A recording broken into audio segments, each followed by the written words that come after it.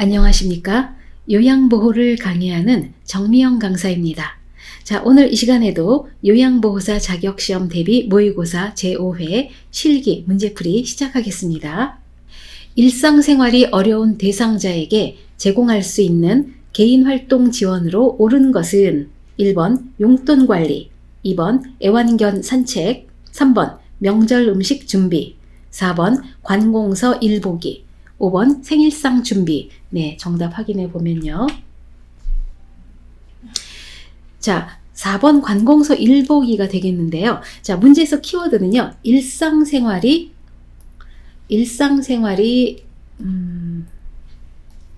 어려운 대상자에게 제공하는 개인활동 지원 서비스가 키포인트입니다. 자, 오른쪽에 정리 좀 해봤는데요.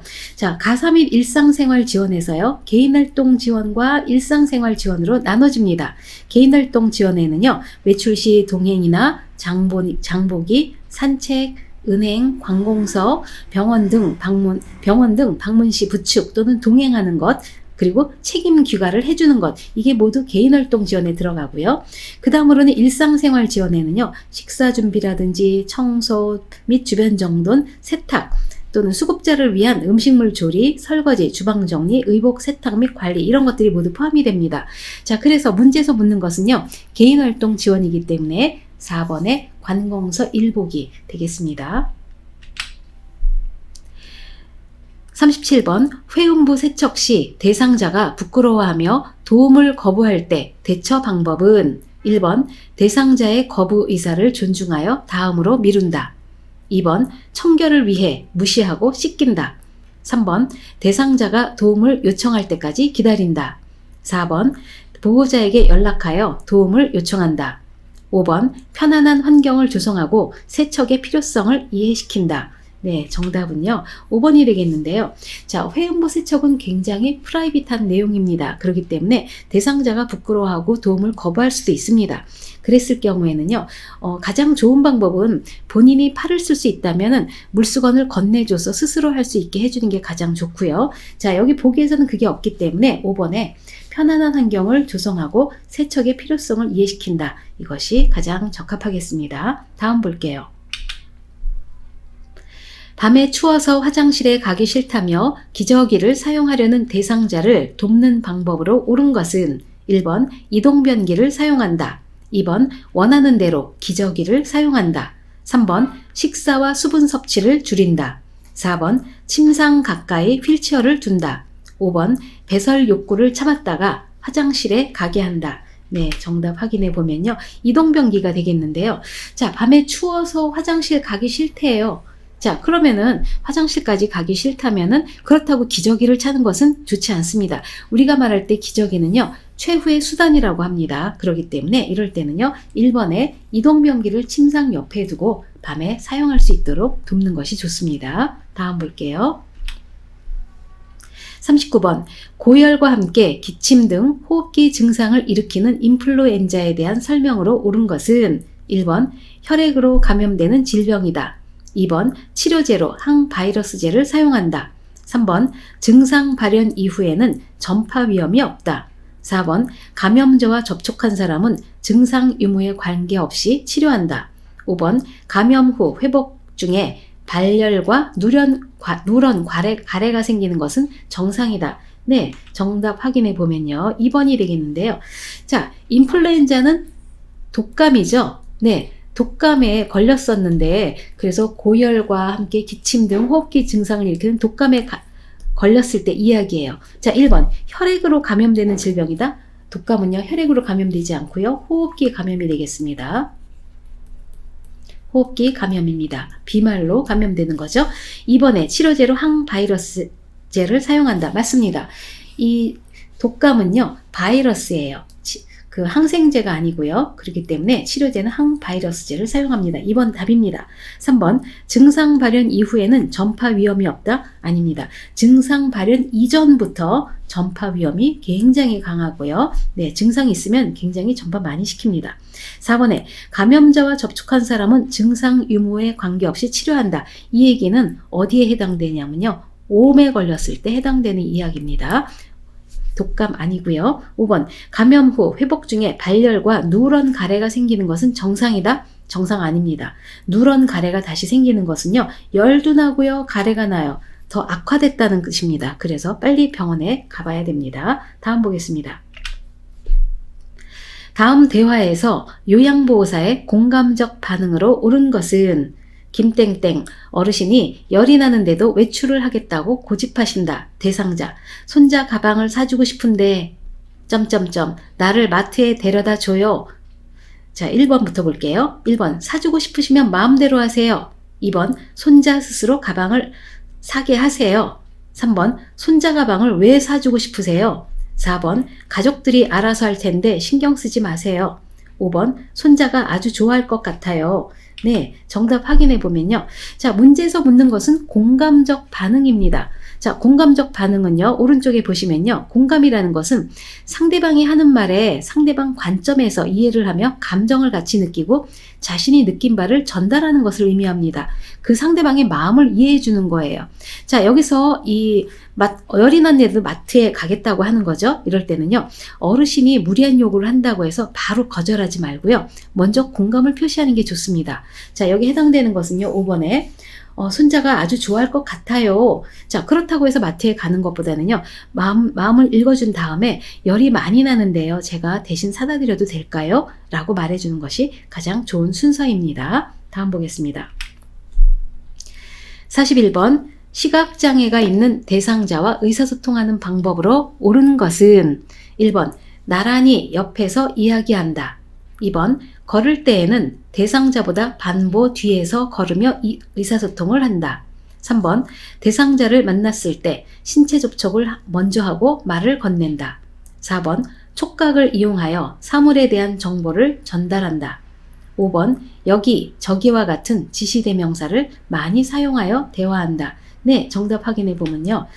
네, 4번이 되겠는데요. 자, 1번부터 보겠습니다. 일단은 문제 키워드는요. 시각장애가 있는 대상자입니다. 1번에 나란히 옆에서 이야기하면 좋지 않습니다. 나란히가 아니고요. 정면이 가장 좋습니다. 시각장애 대상자에게는요. 정면이 가장 좋고요. 자, 2번 걸을 때는 대상자보다 반보 뒤에서 걸으며 의사소통한다. 반보 뒤가 아니고요. 반보 앞에서 나와서요. 대상자의 팔을 끄는 듯한 자세가 좋습니다. 3번 대상자를 만났을 때 신체 접촉을 먼저 하고 말을 건넨다. 자, 신체 접촉을 먼저 하면요. 깜짝 놀랍니다. 그렇기 때문에 신체 접촉하기 전에 먼저 말을 건네서 알게 합니다.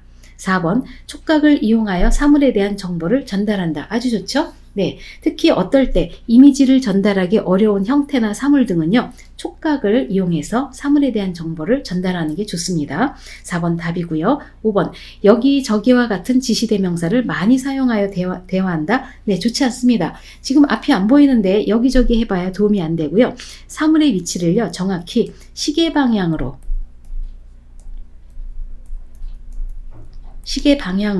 네, 설명해 주는 것이 가장 좋습니다. 다음 볼게요. 치매 대상자가 눈이 내리는 창밖을 보면서 다음과 같이 말할 때 대상자의 진압력 증진에 도움이 되는 요양보호사의 반응으로 적절한 것은 대상자 빨리 도토리 주우러 가자. 남들이 다 춥기 전에 요양보호사 1번 밖에 나가고 싶으세요? 2번 미끄러워 위험하니 다음에 가요. 3번 배고프신가 봐요. 맛있는 거 드릴게요. 4번 아무도 주워가지 않으니 걱정 마세요. 5번 지금은 한겨울이에요. 도토리는 가을에 줍잖아요. 네, 정답 보면요. 자, 문제에서는요. 이 대상자분이 진압력 장애를 일으키고 있어요. 그래서 지금 계절이 겨울인지 가을인지 이런 게 구분이 안 갑니다. 그래서 눈이 내리는 창밖을 보면서 네, 도토리 주스러 가죠. 도토리는 되게 가을에 많이 줍죠. 그래서 진압력 장애 중에서도요. 시간에 대해서 장애가 있습니다. 특히 오른쪽에 보시면요. 치매로 인해서 진압력 장애가 있을 때는요. 시간, 장소, 사람, 날짜, 달력, 시계 등을 인식시켜 주는 게 좋습니다. 그래서 5번에 지금은 한겨울이에요. 겨울이라고 알려주고요. 도토리는 가을에 줍잖아요. 라고 말해주는 것이 가장 좋습니다. 제가 대상자의 식사 돕기 방법으로 옳은 것은 1번 식사 후 바로 누워 쉬게 한다. 2번 고형 음식을 주어 사례를 방지한다.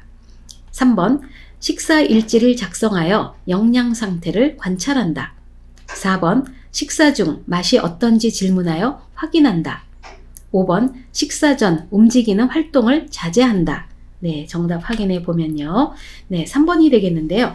자, 중요한 것은 식사 돕기 방법이에요. 제가 대상자입니다. 자, 1번에 식사 후 바로 누워 쉬게 하는 거 좋지 않죠? 식사 후는요, 30분 정도 앉아있게 합니다. 왜냐면요, 네, 소화 좀 시킬게요 하면서 앉아있게 합니다. 그 이유는요, 식도 역류를 예방하기 위해서죠. 네, 식도 역류 예방합니다. 자, 2번에 고형 음식을 주어 사례를 방지한다. 자, 우리 사례가 들리시는 분들은요, 고형 음식 좋지 않습니다. 그렇다고 액체 음식 더 안 좋고요. 걸쭉한 것이 좋습니다. 그래서 고형 음식 아니고요. 부드럽게 조리해서 걸쭉한 음식을 주는 게 좋고요. 3번 식사 일지를 작성하여 영양 상태를 관찰한다. 아주 좋은 방법이죠. 네, 오늘 아침, 점심, 저녁에 어떤 메뉴를 드셨는지를 기록을 꾸준하게 하다 보면요. 이분의 영양 상태를 확인해 줄 수가 있습니다. 3번 답이고요. 4번 식사 중 맛이 어떤지 질문하여 확인한다. 자, 우리 특히 사례가 많이 들리시는 분에게는요. 질문하지 말라고 했습니다. 절대 질문하지 않고요. 말도 시키지 않아요. 그래서 4번 틀렸고요. 5번 식사 전 움직이는 활동을 자제한다. 식사 전 좀 움직여주는 것이 식욕을 촉진하기 때문에 네, 식욕 촉진을 위해서는요. 약간 움직임을 갖는 것이 좋습니다. 다음 볼게요. 44번 누워있는 오른쪽 편마비 대상자의 식사를 돕는 방법으로 옳은 것은 1번 오른쪽을 밑으로 하여 옆으로 눕힌다. 2번 왼쪽 허리를 쿠션으로 지지해준다. 3번 반드시 누워 고개를 오른쪽으로 돌려준다. 4번 왼쪽 입안에 음식 찌꺼기를 확인한다. 5번 숟가락 끝부분을 왼쪽 입술 쪽으로 대고 음식을 넣어준다. 네, 정답은요.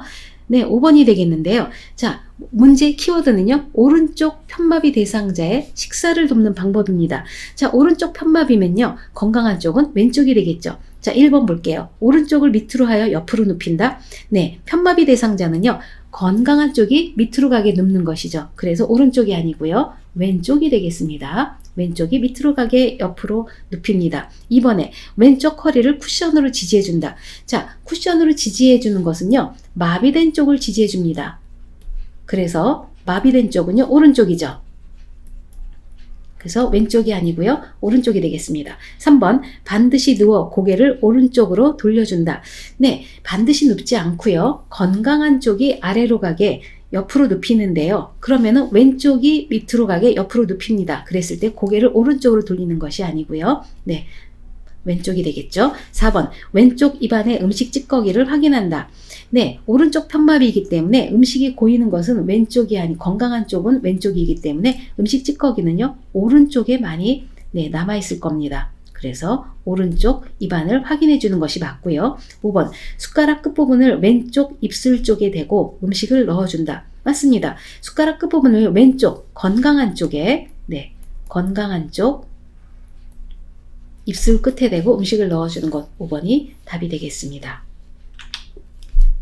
45번 침상에 누워있는 경관 영양액 주입 대상자를 오른쪽으로 눕혀서 제공하는 이유는 1번 비위관이 새지 않게 하기 위해서 2번 영양액 속도를 조절하기 위해서 3번 비위관을 빼지 못하게 하기 위해서 4번 편안한 자세 유지를 위해서 5번 기도로의 역류 가능성을 줄이기 위해서 네, 정답 확인해 보면요.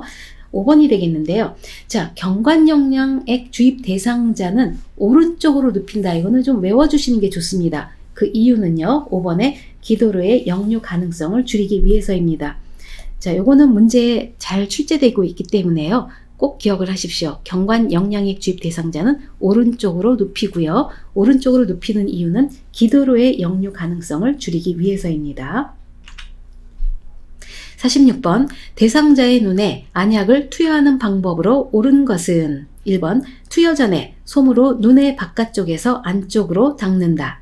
2번 대상자에게 아래쪽을 보게 한다. 3번 윗 눈꺼풀을 위로 부드럽게 당긴다. 4번 점적기를 각막에 대고 약을 투여한다. 5번 투여한 후 비루관을 잠시 가볍게 눌러준다. 네, 정답 확인해 보면요.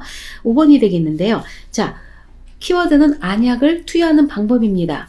자, 오른쪽에 그림을 가지고 왔는데요. 안약을 투여할 때는요. 아랫눈꺼풀, 하안검을 살짝 잡아당기잖아요. 아래쪽으로 잡아당기면요. 네, 여기가 결막낭입니다. 결막낭을 노출해서 네, 중앙이나 외축에 네, 투여하는 거죠. 자, 그리고 나서는요. 이 비루관을 잠시 눌러주는데요. 이 비루관이라는 것은 눈과 코에 연결된 관을 말합니다. 그래서 우리 안약 같은 거 넣으면은요. 이 눈, 이쪽 눈물샘 있는 쪽을 통해서 코로 흘러내려오기 때문에 비루관을 한 5초 정도, 10초 정도 눌러줍니다. 자, 1번부터 볼게요. 투여 전에 솜으로 눈을 바깥쪽에서 안쪽으로 닦는다. 방향 틀렸죠? 안쪽에서 바깥쪽으로 닦습니다. 자, 안쪽이라는 것은요. 코 있는 쪽을 안쪽으로 말합니다. 네. 안쪽에서 바깥쪽으로 닦아줍니다. 자, 2번 대상자에게 아래쪽을 보게 한다. 아래쪽을 보면 눈꺼풀이 내려오기 때문에요. 위쪽 천장을 보게 합니다. 3번 윗 눈꺼풀을 위로 부드럽게 잡아당긴다? 아닙니다. 윗 눈꺼풀이 아니고요. 아랫 눈꺼풀을 아래쪽으로 부드럽게 당깁니다. 아랫 눈꺼풀 여기 이렇게 아래쪽으로 잡아당기죠. 그래서 요 그림 참조하시면 되겠고요. 4번 점적기를 각막에 대고 약을 투여한다. 각막에 대는 거 아닙니다. 각막에 대면 각막 다쳐요. 그래서 하안검을 노출해서 아랫 눈꺼풀에 1 내지 2cm 떨어진 위치에서 떨어뜨립니다. 5번 투여한 후 비루관을 잠시 가볍게 눌러준다. 좋죠? 네, 비루관은요. 눈물샘 있는 쪽, 이 눈 쪽에서부터 코까지 연결된 관이 있기 때문에 안약이 코로 흘러내려갈 수 있어서 잠시 가볍게 눌러주는 것 좋습니다. 5번이 답이 되겠습니다. 다음 그림에서 대상자에게 안연고를 투여하는 위치와 방향이 옳은 것은 네, 바로 확인해 볼게요. 네, 안연고 투여하는 그림 제가 가지고 와봤는데요. 자, 역시 안연고도요. 그 왼쪽에 안쪽에서 바깥쪽으로 길쭉하게 짜주는 것이 맞습니다. 어디다 짜주나요? 네, 이 바로 아랫 눈꺼풀, 하안검, 네, 결막낭을 노출해서 거기다가 짜주는 것이죠. 그래서 맞는 것은 여기 결막낭이 있는 곳 이쪽에서부터 길쭉하게 짜주죠. 답은 4번 라번이 되겠습니다. 48번 양쪽 귀에 통증이 있는 대상자에게 귀약을 점적하는 방법으로 옳은 것은 1번 똑바로 누운 자세에서 투여한다. 2번 약을 냉장고에서 꺼내 바로 투여한다. 3번 귀를 후하방으로 잡아당긴 후 투여한다. 4번 귀약 투여 후 솜을 이관 내에 꼭 끼워 눌러준다. 5번 한쪽 귀에 약을 넣고 5분간 같은 자세로 있게 한다. 네, 정답은요. 5번이 되겠는데요. 자, 여기서는요. 귀약을 점적하는 방법입니다. 귀약이에요. 자, 1번부터 볼게요. 똑바로 누운 자세에서 투여한다. 똑바로 누운 자세에서 약 투여할 수 없습니다. 투여할 귀를 위쪽이 가도록 눕습니다. 2번 약을 냉장고에서 꺼내 바로 투여한다. 네, 약을 냉장고에 넣어둘 수도 있는데요. 꺼내서 너무 차가운 거를 바로 투여하잖아요. 좋지 않습니다. 왜냐하면 귀 속은 이 뇌 쪽에 가깝고요. 그렇기 때문에 귀 안에는요. 전정기관이라는 것이 있어요. 이 전정기관은 우리 몸의 평형을 유지하는 기관인데요. 자, 이 너무 차갑거나 너무 뜨거운 것이 귀 속에 들어가면요. 우리 대상자는 어떤 걸 느끼냐면요. 오심, 속이 미식미식하고요. 구토, 그리고 어지럼증을 느낄 수가 있습니다. 그렇기 때문에 우리가 약을 바로 차가운 걸 투여하지 않고요. 손으로 잠깐 잡아서 네, 체온 정도가 가장 좋습니다. 그래서 체온 정도의 온도로 만들어서요. 귀에 투여를 하고요. 3번 귀를 후하방으로 잡아당긴 후 투여한다. 귀를 후하방으로 잡아당기는 것이 아니고요. 후상방이 맞습니다. 그런데 왜 후상방이 되느냐? 우리 귀는요. 이관이 안쪽으로 들어갈수록 약간 휘어져 있습니다. 그렇기 때문에 귀를 후상방으로 잡아당겼을 때 곧게 펴주기 때문에 약 투여가 쉽습니다. 4번 귀약 투여 후 솜을 이관 내에 꼭 끼워 눌러준다.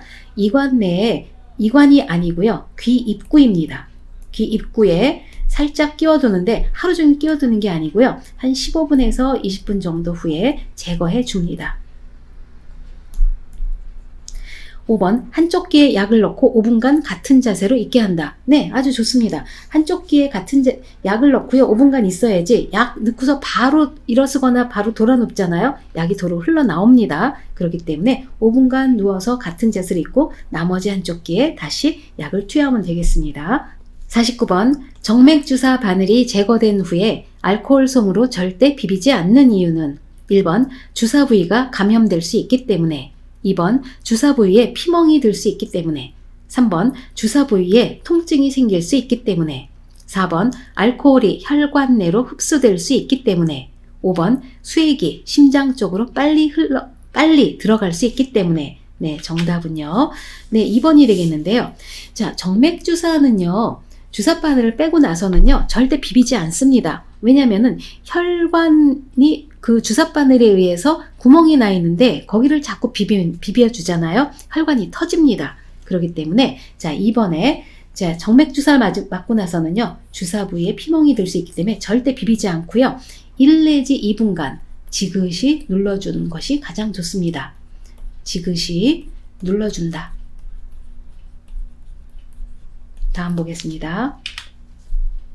50번 시설에서 대상자가 다음과 같은 행동을 보일 때 대처 방법은 옷을 벗으려고 한다. 서성이면서 안절부절 못한다. 바지의 뒷부분을 움켜잡고 있다. 1번 조용한 장소에서 쉬게 한다. 2번 옷을 갈아입히고 시원하게 해준다. 3번 대상자를 밖으로 데려가 산책한다. 4번 따뜻한 음료를 제공하여 안정시킨다. 5번 배변 상태를 확인하고 화장실로 데리고 간다. 네, 정답 보면 5번이 되겠는데요. 자, 시설인데요. 자, 옷을 벗으려고 한다. 서성이면서 안절부절 못한다. 바지의 뒷부분을 움켜쥐고 있다. 네, 치매 대상자분이 이런 어떤 배설을 욕구가 있을 때 이런 행동을 보이기 쉽습니다. 대개 치매 대상자분들은요, 어떤 신체적인 욕구 호소 못 하십니다. 그렇기 때문에 특히 배설 욕구가 있는지를 우리가 신체적인 욕구 중에서도 배설 욕구를 잘 확인을 해주는 게 좋은데요. 이럴 때는요, 되게 배변 상태를 확인하고 화장실로 모시고 간다가 중요한 답이 됩니다. 이와 비슷한 문제도 계속 출제되고 있으니까요. 이 내용 잘 기억해서 알아주십시오. 옷을 벗으려고 한다. 서성이면서 안절부절 못한다. 바지의 뒷부분을 움켜잡고 있다. 또는 얼굴 표정이 일그러진다도 해당이 되겠습니다. 다음 볼게요. 51번 간이변기를 사용하여 침상에서 배설하는 대상자를 돕는 방법은 1번 조용한 환경에서 배설할 수 있게 한다. 2번 대상자의 둔부 아래에 방수포를 깐다.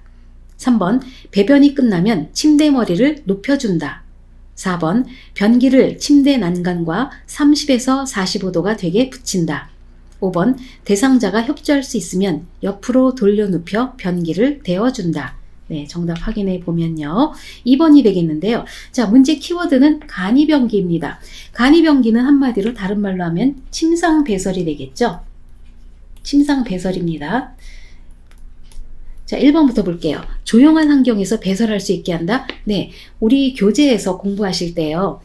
식사할 때, 다른 거 이동할 때, 어떨 때 모든 걸 다 쳐서요. 대부분 조용한 환경을 조성합니다. 하지만 유일하게 조용한 환경을 하지 않는 때가 배설할 때예요.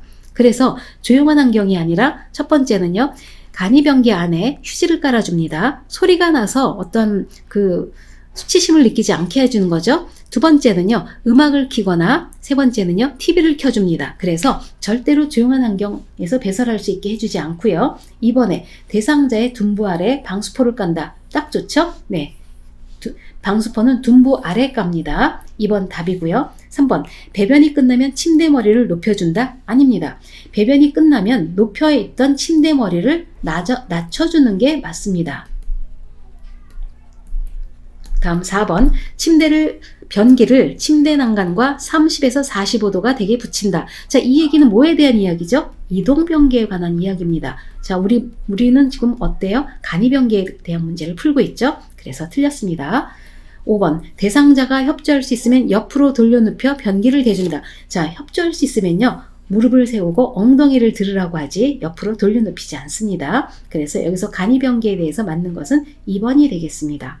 52번 왼쪽 편마비 대상자를 침대에서 이동변기로 옮길 때 이동변기의 위치로 옳은 것은 네, 바로 정답 확인해 보겠습니다. 네, 3번이 되겠는데요. 자, 편마비 대상자에게 침대에서 이동변기를 사용할 때 또는 휠체어를 침대 옆에 붙일 때 방법, 이게 문제가 계속 나오고 있거든요. 잘 기억하십시오. 여기서는 두 가지 방법이죠. 침대와 대상자의 건강한 쪽에 붙입니다. 건강한 쪽에, 건강한 쪽. 그리고 나란히 붙이거나 또는 비스듬히 몇 도 각도요? 30에서 45도 정도 네, 비스듬히 붙입니다. 자, 그래서 왼쪽 편마비라고 했으니까 건강한 쪽은 오른쪽이죠.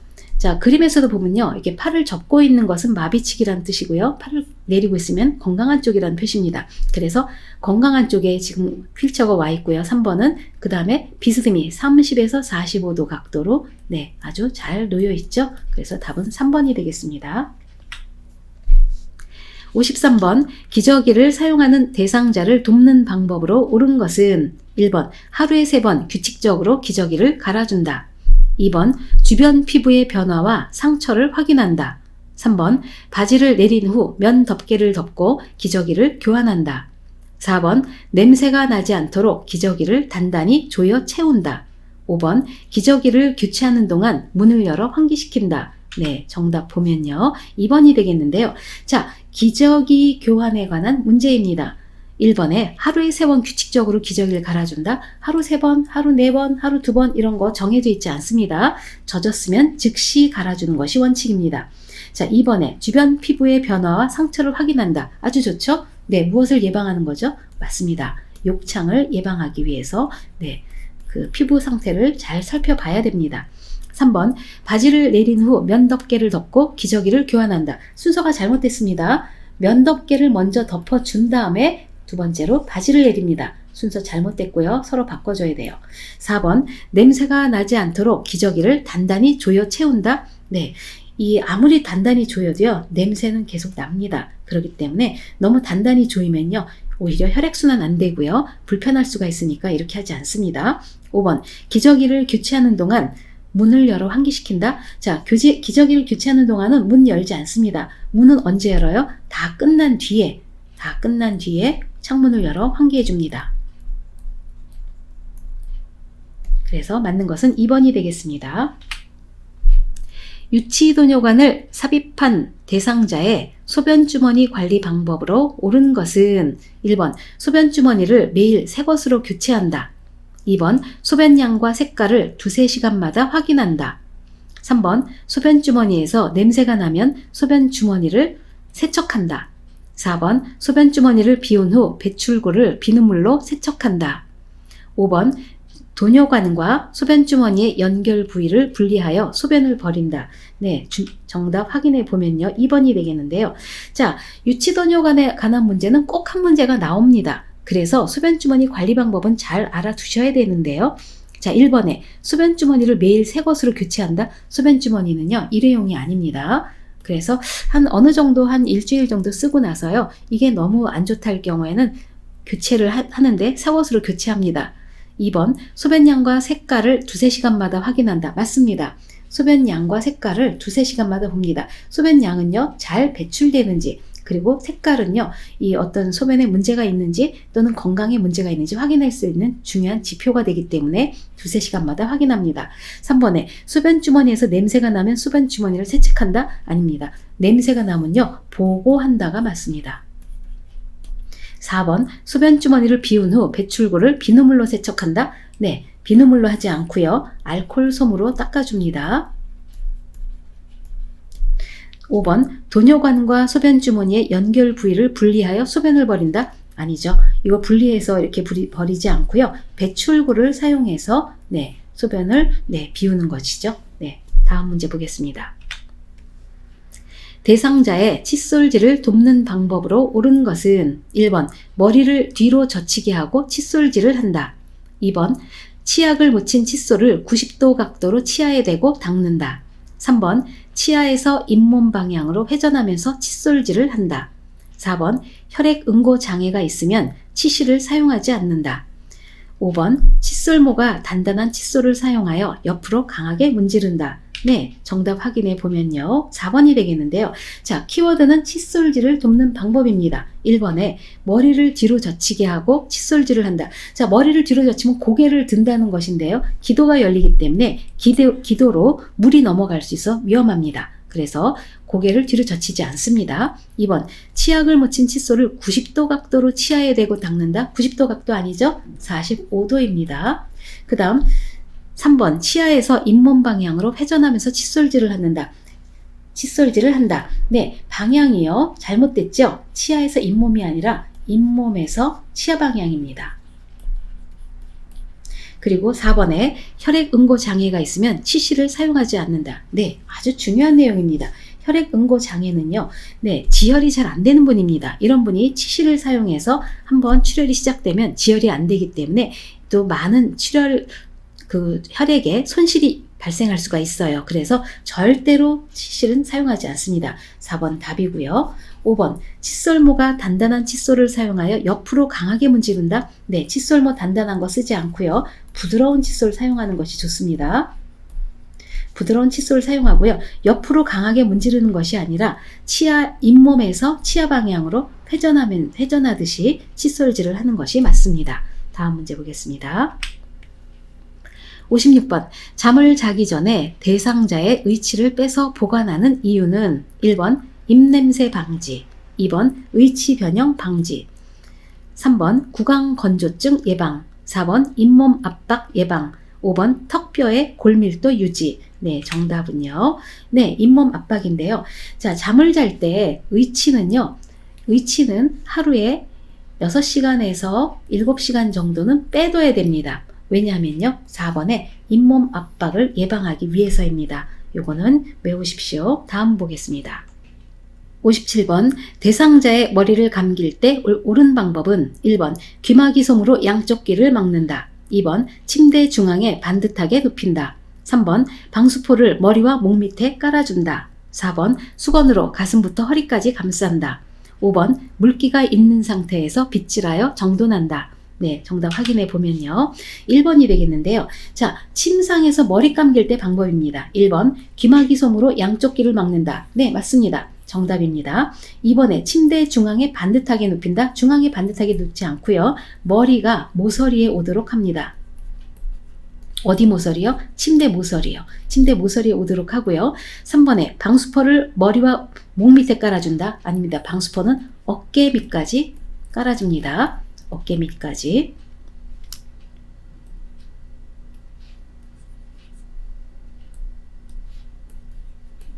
어깨 밑까지 깔아주고요. 4번에 수건으로 가슴부터 허리까지 감싼다? 아닙니다. 허리까지 감싸지 않고요. 가슴까지 감쌉니다.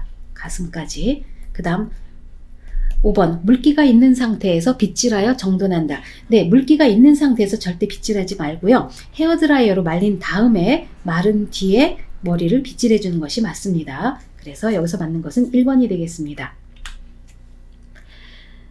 대상자의 손발을 청결하게 하는 방법으로 옳은 것은 1번 손톱은 일자로, 발톱은 둥글게 자른다. 2번 발가락 사이를 알코올로 세심히 닦는다. 3번 오일이나 로션을 주기적으로 발라준다. 4번 살 안쪽으로 심하게 파고든 발톱은 잘라낸다. 5번 두꺼워진 발톱은 식초물에 오래 담갔다가 자른다. 네, 정답 확인해 보면요. 3번이 되겠는데요. 자, 손발 청결하는 법, 이게 키워드입니다. 1번에 손톱은 일자로, 발톱은 둥글게, 서로 바뀌었죠? 네, 손톱은 둥글게, 발톱은 일자로 닦습니다.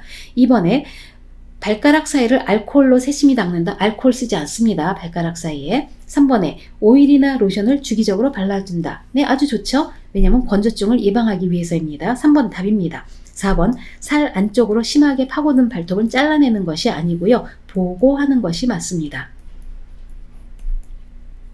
보고하고요. 5번 두꺼워진 발톱은 식초물에 오래 담갔다가 자른다. 예, 식초물이 아니고요. 그냥 물에 담갔다가 자르는 것이 가장 좋습니다. 그리고 네, 다음 문제 보겠습니다. 대상자를 침상에서 목욕시키는 방법으로 옳은 것은 1번 어깨에서 손목 쪽으로 닦는다. 2번 양쪽 하지는 허벅지에서 발 쪽으로 닦는다. 3번 복부는 배꼽을 중심으로 시계 반대 방향으로 닦는다. 4번 옆으로 돌려 눕혀 둔부에서 목 뒤쪽으로 닦는다. 5번 여성의 회음부는 앞쪽에서 뒤쪽으로 닦는다. 네, 정답 확인해 보면요. 5번이 되겠는데요. 자, 침상 목욕이 키워드입니다. 침상에서 목욕시킬 때는요. 자, 닦는 방향이요. 말초에서 중심 방향입니다. 중심 방향이에요. 네. 자, 확인해 보겠습니다. 1번 어깨에서 손목 쪽으로 닦는다? 아니죠? 손목에서 어깨 쪽이에요. 손에서 어깨 쪽으로. 2번에 양쪽 하지는 허벅지에서 발 쪽으로 닦는다? 틀렸죠? 발에서 허벅지로 발 쪽에서 네, 허벅지로 올라옵니다. 3번 복부는 배꼽을 중심으로 시계 반대 방향으로 닦는다? 아니죠. 시계 방향이 맞습니다. 왜냐하면 장의 운동 방향이기 때문에 시계 방향이 맞습니다. 그 다음 4번 옆으로 돌려 눕혀 둔부에서 목 뒤쪽으로 닦는다. 네, 옆으로 돌려 눕힌 다음에요. 목에서 둔부로 내려옵니다. 5번 여성의 회음부는 앞쪽에서 뒤쪽으로 닦는다. 맞죠? 네, 여성의 회음부는요. 앞쪽에 그 회음부 우리 위치를 보면은요. 앞쪽에 요도가 있죠. 그 다음 질이 있고요. 그 다음에 항문이 있습니다. 항문이 있어요. 그래서 네, 깨끗한 쪽에서 더러운 쪽으로 닦기 때문에 앞쪽에서 뒤쪽으로 닦는 것이 맞습니다. 다음 그림과 같이 정맥주사를 맞고 있는 왼쪽 편마비 대상자에게 단추 있는 옷을 입히는 순서로 옳은 것은 네, 바로 정답 확인해 보겠습니다. 자, 여기서 보면요. 이 옷 갈아입히기 문제 꼭 나옵니다. 거의가 나옵니다. 그런데 이 문제를 푸실 때는요. 임마 건벗을 생각하시고요. 임마 건벗. 자, 입을 때는 마비 쪽부터, 벗을 때는 건강한 쪽부터입니다. 그러면 요것을 써놓으시고요. 그 다음에 우리가 꼭 문제에서 알아둘 것은 두 가지밖에 없습니다. 어느 쪽 편마비인가? 왼쪽 편마비입니다. 그리고 나서 입히는 것인가요? 벗기는 것인가요? 네, 두 번째로 알 것은 입히는지 벗기는지 두 가지만 알면 됩니다. 자, 문제에서 보면요. 왼쪽 편마비라고 했어요. 그리고 입히는 순서예요. 그러면 입히는 거니까 임마가 되겠죠. 임마는요. 입을 때는 마비 쪽부터입니다. 그래서 마비된 팔인 왼쪽 팔, 그 다음 수액주머니, 오른쪽 팔 해서 4번이 답이 되겠습니다. 정맥주사를 맞고 있는 오른쪽 편마비 대상자를 돕는 방법으로 옳은 것은 1번 수액병은 대상자의 심장보다 낮게 위치하게 한다. 2번 주사바늘이 제거된 부위는 알코올솜으로 문질러준다. 3번 상의를 갈아입힐 때는 오른쪽 팔 수액, 왼쪽 팔 순으로 입힌다. 4번 정맥주사 부위가 붓고 수액 주입 속도가 느려지면 주사바늘을 떼준다. 5번 주입 속도를 스스로 조절하도록 조절기를 대상자 왼쪽 가까이에 둔다. 네, 정답 확인해 보면요. 3번이 되겠는데요. 자, 정맥주사를 맞고 있는데 오른쪽 편마비 대상자를 돕는 방법입니다. 자, 1번부터 볼게요. 수액병은 대상자의 심장보다 낮게 위치한다. 낮게 위치하면 어때요? 네, 오히려 그 혈액이 수액줄에 오히려 흘러나오게 되죠. 그래서 심장보다 높은 것이 맞습니다. 높게. 다음 2번 주사바늘이 제거된 부위는 알코올솜으로 문질러준다. 절대 문질러주지 않는다 했죠. 네, 1에서 2분간 지그시 눌러줍니다.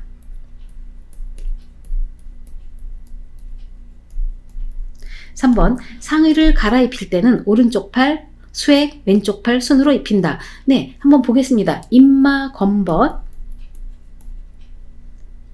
건벗인데요. 자, 여기서는 입히기라고 했어요. 그래서 입마죠. 그래서 마비된 팔, 오른쪽 팔 먼저 하고요. 그 다음에 수액이 두 번째로 지나가고요. 왼쪽 팔 입힌다. 맞습니다. 3번 답이고요. 4번 정맥주사 부위가 붓고 수액 주입 속도가 느려지면 주사바늘을 떼주는 것이 아니고 빨리 그 속도 조절기를 잠그고 간호사에게 보고해줘야 됩니다. 5번 주입 속도를 스스로 조절하도록 조절기를 대상자 왼쪽 가까이에 둔다. 네, 조절기는요 대상자가 함부로 조절하지 않습니다. 병원 내에서는요 사실은요 그 정맥 주사가 들어가는 속도도 의사가 처방으로 냅니다. 그렇기 때문에 대상자분이 함부로 조절하는 거 좋지 않습니다. 심장에 좋지 않습니다.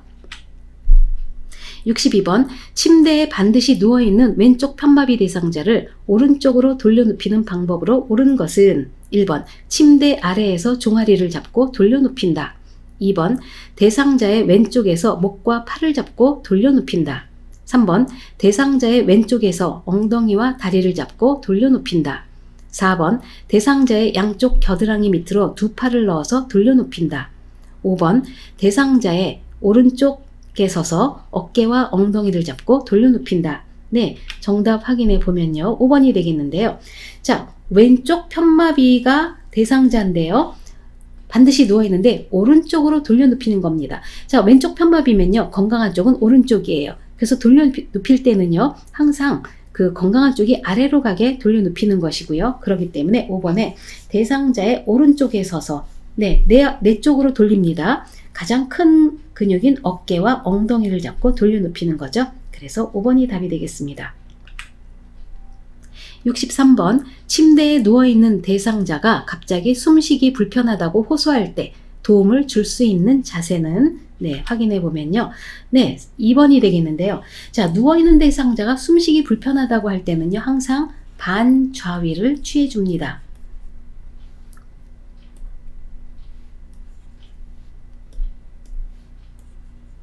반좌위예요.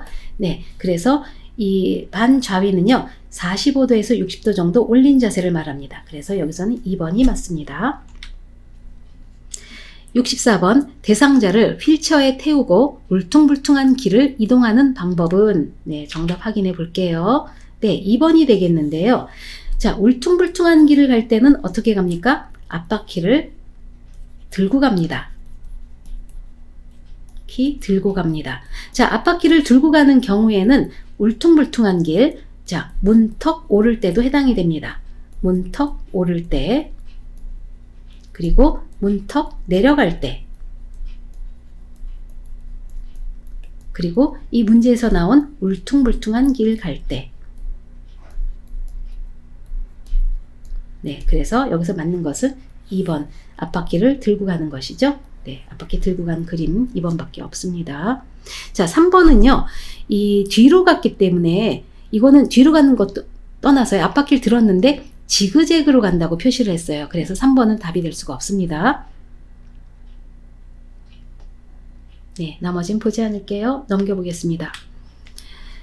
65번 그림과 같이 왼쪽 편마비 대상자가 지팡이를 짚고 보행할 때 올바른 순서는 자, 정답 바로 확인해 볼게요. 네, 맞는 것은 1번인데요. 자, 지금 대상자분이 오르막을 가는 것도 아니고 내리막을 가는 것도 아닙니다. 평지를 걷고 있습니다. 자, 오르막을 갈 때는요. 오지 건마가 되겠죠. 자, 반대로요. 내리막일 때는요. 내지 마건이 됩니다. 그런데 이 내리막은요. 평지 갈 때도 마찬가지로 같습니다. 그래서 자, 평지 갈 때도 내지마건이에요. 지팡이 먼저 나가고요. 마비된 다리, 왼쪽 다리 먼저 나가고요. 그 다음에 건강한 다리 나갑니다. 그래서 1번이 맞습니다. 66번 간이변기를 사용하여 침상 배설을 돕는 방법은 1번 변기를 차갑게 해서 변이를 자극한다. 2번 대상자 스스로 변기에 앉게 한다. 3번 조명을 어둡게 하고 하의는 벗겨둔다. 4번 열탕 소독을 할 수 있는 변기를 사용한다. 5번 대변에 피가 섞여 있으면 즉시 버리고 기록한다. 네, 정답 확인해 보면요. 4번이 되겠는데요. 자, 역시 간이변기를 사용해서 침상 배설이 키워드가 됩니다. 1번에 변기를 차갑게 해서 변이를 자극하지 않죠. 차갑게 하는 것이 아니고요. 따뜻한 물수건으로 닦아주든가 따뜻한 물로 한번 데워줍니다. 그래야 변이를 자극할 수가 있어요. 그래서 따뜻하게 합니다. 2번 대상자 스스로 변기에 앉게 한다. 자, 침상에 누워서 배설을 하는 건데 변기에 앉는 것이 아니죠. 그래서 이거는 해당되지가 않습니다. 3번 조명을 어둡게 하고 하의는 벗겨둔다? 안 됩니다. 조명 어둡게 하는 것도 아니고요. 하의 벗겨두는 게 아니고요. 이 침상 변기를 대주고 나면요. 무릎 덮개를 덮어줍니다. 무릎 덮개를 덮어주고요. 4번 열탕 소독을 할 수 있는 변기를 사용한다. 맞습니다. 변기의 조건이에요. 변기가 열탕 소독할 수 있도록 열에 강한 제품을 사용하는 것이 맞습니다. 4번 답이고요. 5번 대변에 피가 섞여 나오면 즉시 버리고 기록한다. 대변에 피가 섞여 나오면요. 버리지 않고요. 보고한다가 맞습니다. 다음 보겠습니다. 67번 삼킴장애를 가진 대상자의 식사를 돕는 방법으로 옳은 것은 1번 밥을 국이나 물에 말아 먹인다. 2번 사과를 숟가락으로 긁어 먹인다. 3번 계란은 반숙보다 완숙으로 한다. 4번 채소는 신맛이 강한 소스를 뿌려 먹인다. 5번 떠먹이는 것보다 마시는 형태의 유제품을 먹인다. 네, 정답 확인해 보면요. 2번이 되겠는데요. 자, 삼킴장애입니다. 키워드가요. 다른 말로 하면 연하곤란이 되겠죠. 네. 자, 연하곤란을 가진 대상자 돕는 방법입니다. 식사를 어떻게 돕는지. 1번에 밥을 국이나 물에 말아 먹인다. 연하곤란 있는 분이 절대로 이걸 하지 말라고 합니다. 밥을 국이나 물에 말아 먹이면요. 목으로 액체만 먼저 넘어가고 입에 건더기는 입에 남아있는데요. 액체가 넘어가면서 사례를 일으키기 때문에 좋지 않습니다. 2번 사과를 숟가락으로 긁어 먹인다. 아주 좋죠? 네, 단단한 과일은 부드럽게 갈아서 주는 것, 긁어 먹이는 게 가장 좋고요. 3번에 계란은 반숙보다 완숙으로 한다. 완숙보다는요, 반숙이 더 낫고요. 4번 채소는 신맛이 강한 소스를 뿌려 먹인다. 네, 대상자, 삼킴장애를 가진 대상자는요, 신맛이 나는 음식 절대 드리지 않습니다. 왜냐하면 침이 많이 나와서 입에 고여서요, 더 살에 일으킵니다. 그래서 절대 드리지 않습니다. 5번에 떠먹이는 것보다 마시는 형태의 유제품을 먹인다? 아니죠. 반대죠. 마시는 것보다는요. 떠먹이는 것을 드리는 게 더 안전합니다. 다음 볼게요.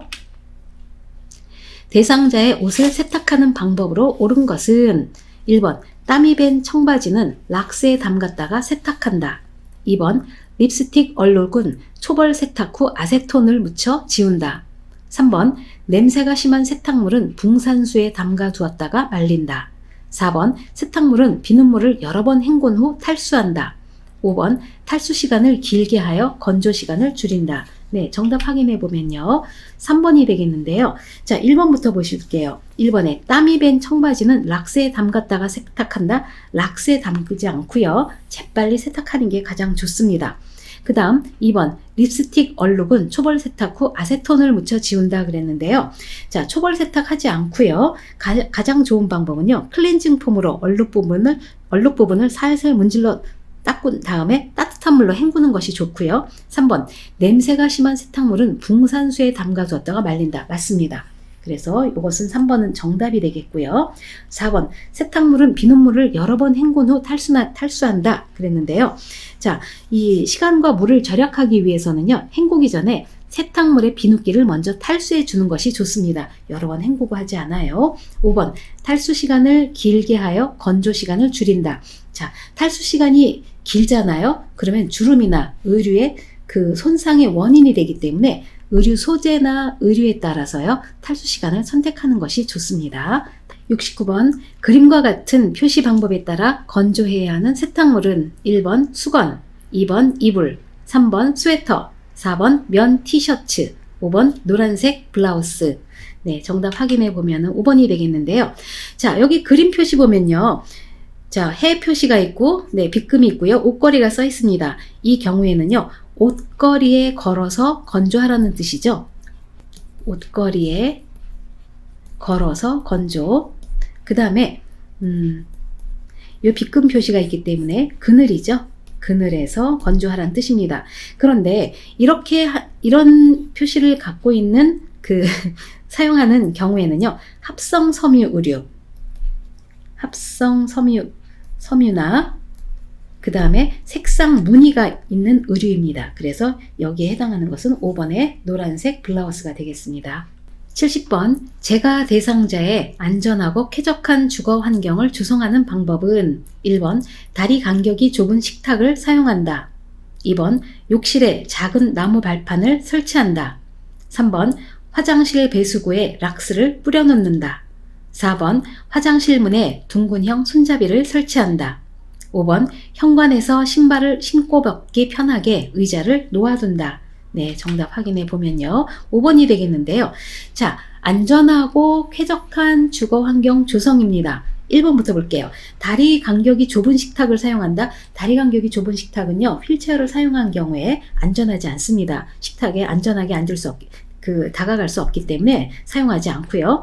2번에 욕실에 작은 나무 발판을 설치한다. 네, 걸려 넘어집니다. 나무 발판 설치하는 거 좋지 않고요. 3번에 화장실 배수구에 락스를 뿌려 넣는다. 네, 이 화장실 배수구는요, 이 락스를 뿌리는 것이 아니고요. 배수구는 뚜껑을 솔로 씻고 물때를 씻어낸 다음에 소독제로 희석된 물을 부어줍니다. 4번 화장실 문에 둥근형 손잡이를 설치한다. 둥근형은요, 이 손에 잘 잡히지가 않기 때문에 막대형을 설치하는 것이 더 좋습니다.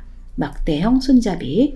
그 다음 5번 현관에서 신발을 신고 벗기 편하게 의자를 놓아둔다. 아주 좋죠? 어르신들이, 이 대상자분들이 현관에서 신발을 신으려고 하면 허리를 구부리게 됩니다. 그러다 균형을 잃기 쉽기 때문에 네, 의자를 놓아두면 신발을 신고 벗기 매우 편해집니다. 다음 보겠습니다. 프로그램에 참여하고 있는 치매 대상자가 갑자기 일어나서 안절부절 못할 때 돕는 방법으로 옳은 것은 1번 조용한 곳에 혼자 있게 한다. 2번 배회하지 않도록 주의를 준다. 3번 대소변 욕구를 우선 확인한다. 4번 프로그램에 참여하도록 권유한다. 5번 조명을 조절하여 실내를 어둡게 한다. 네, 정답 확인해 보면요. 3번이 되겠는데요. 자, 치매 대상자분이 갑자기 안절부절한다. 일어나서요. 이럴 경우에는요. 대부분이 신체적 욕구가 있는 경우가 많습니다. 신체적 욕구. 그래서 이 치매 대상자분들은요, 본인의 어떤 신체적 욕구, 예를 들면은 화장실에 가고 배설을 하고 싶다든지, 네, 또는 목이 마른다든지, 그 다음에 배가 고프다든지, 또는 어디가 아프다든지, 통증이 있다든지, 이런 것이 있을 때요, 호소를 못 하십니다. 그렇기 때문에 우리 요양보호사 선생님들은 제일 먼저 확인할 것은요, 신체적 욕구 중에 배설의 욕구가 있는지를 먼저 확인해 보는 게 가장 좋습니다. 3번에 대소변 욕구를 우선 확인한다. 그래서 이런 것이 없는데 그럴 경우에는 다른 조치를 취하는 것이 좋죠. 다음 보겠습니다. 치매 대상자가 자신이 즐겨 입는 꽃무늬 블라우스를 접었다 폈다 하느라 잠을 자지 않을 때 대처 방법은 1번 늦었으니 내일 다시 하라고 한다. 2번 블라우스를 입고 자자며 다독인다. 3번 그런 행동을 하는 이유를 물어본다.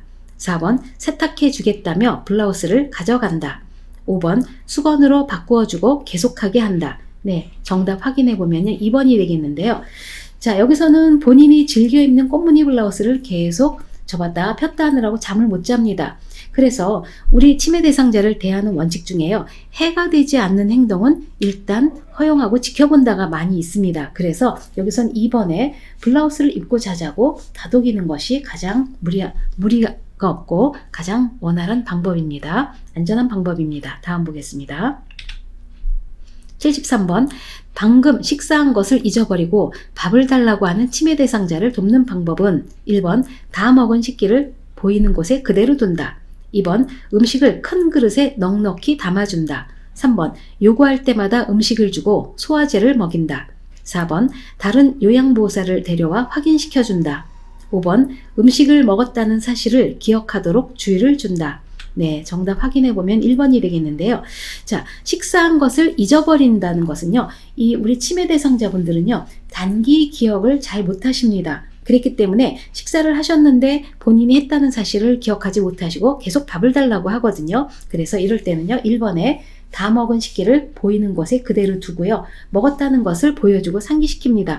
또 다른 방법은요, 지금 식사를 준비하고 있습니다 라고 해서 얘기를 해주는 것도 방법이 되겠죠. 다음 보겠습니다. 치매 대상자가 환각 증상을 보이며 창밖에 아들이 와 있어 라고 말할 때 요양보호사의 대답으로 옳은 것은 1번 아들이 아니에요. 잘못 봤어요.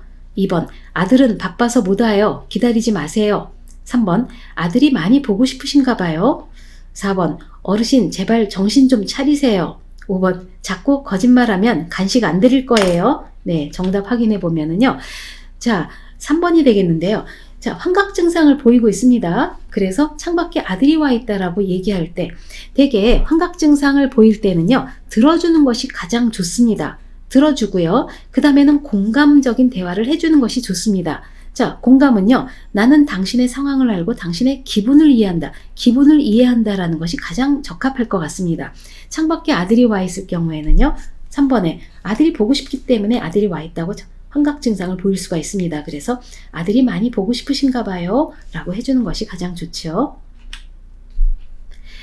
시설에서 생활하고 있는 치매 대상자가 다음과 같은 행동을 할 때 대처 방법은 거실에 있는 의자가 자신의 것이라면서 다른 사람이 앉지 못하게 한다. 다른 사람이 앉지 못하게 긴 의자를 혼자 차지하고 눕는다. 1번 거실에 있는 의자를 없앤다. 2번 의자마다 번호를 붙여 배정한다. 3번 대상자를 거실에 나오지 못하게 한다.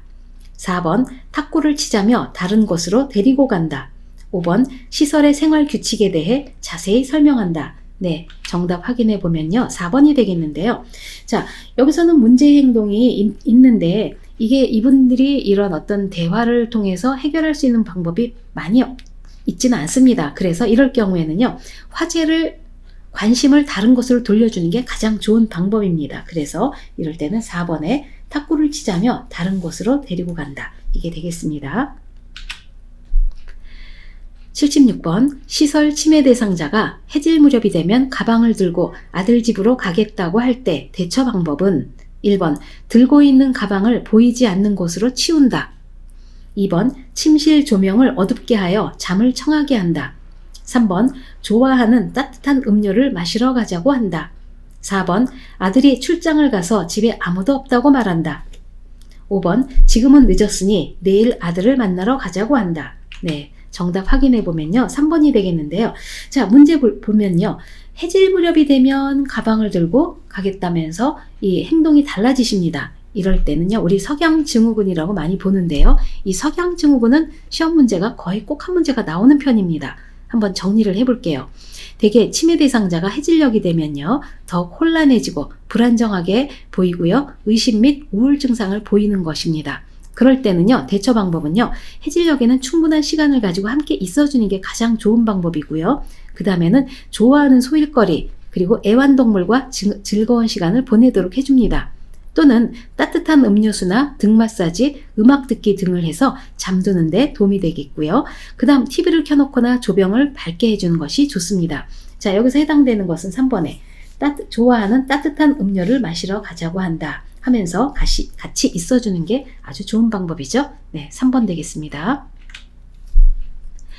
중증 인지기능 장애 대상자의 불안감과 스트레스를 해소하고 정서적 안정을 주는 인지자극 훈련은 1번 날짜 계산기, 2번 탬버린 연주하기, 3번 얼굴 삼행시, 4번 손가락 낭독회, 5번 뇌 건강 일기 쓰기. 네, 정답 확인해 보면요. 네, 2번이 되겠는데요. 자, 문제 키워드는요. 중증 인지기능 장애입니다. 그리고 불안감과 스트레스를 해소하는 방법을 찾고 있어요.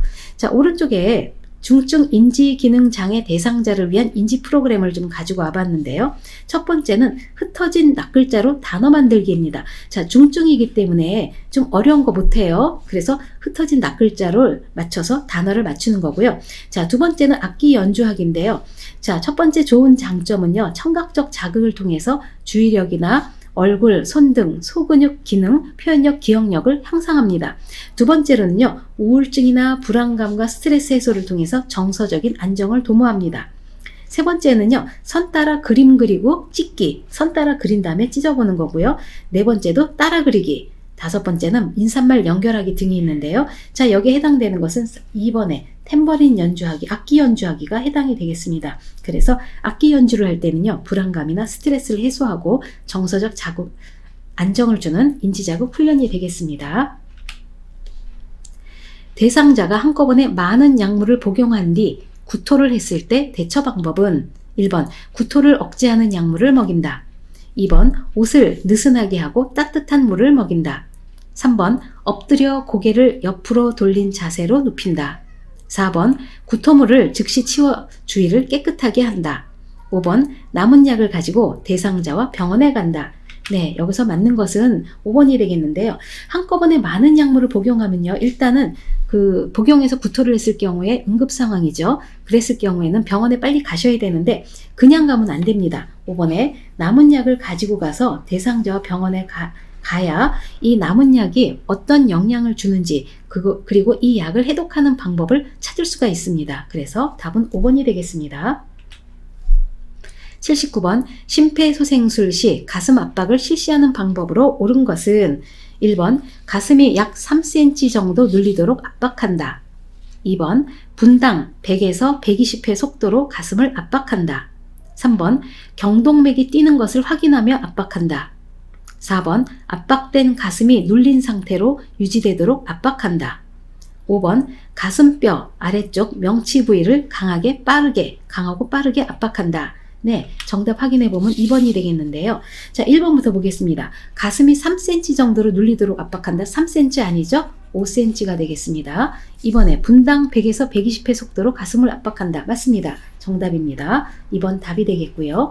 3번 경동맥이 뛰는 것을 확인하며 압박한다. 이 경동맥이 뛴다는 것은요, 심맥이 돌아왔다는 것인데 이걸 확인하면서 압박하는 방법 좋지 않습니다. 4번 압박된 가슴이 눌린 상태로 유지되도록 압박한다. 그렇지 않고요. 환자의 몸과 수직이 되도록 가슴을 압박하고요. 압박된 가슴은 완전히 이완되도록 하는 것입니다. 눌린 상태로 하는 것이 아니고 완전히 이완되도록 해주고요. 5번에 가슴뼈 아래쪽 명치 부위를 강하고 빠르게 압박한다. 자, 가슴뼈 아래쪽이긴 한데요. 명치 부위가 아니고요. 가슴뼈 아래쪽 절반 부위에 되겠습니다. 명치 아닙니다. 절반 부위를 깍지를 낀 두 손으로 손바닥 뒤꿈치를 대서 압박을 하는 것이죠. 네. 자, 다음 보겠습니다. 심정지 대상자에게 사용하는 자동 심장 충격기 사용 순서로 옳은 것은, 자, 정답 확인 바로 해보겠습니다. 예, 여기서는 2번이 되겠는데요. 자, 제일 먼저 전원을 켭니다. 심장 충격기 가져와서요. 전원을 켜고요. 그 다음으로는 다번에 전극 패드를 부착합니다. 전극 패드를 부착하죠. 네. 그 다음에 라번에 심장 리듬을 분석합니다. 심장 리듬 분석하고요.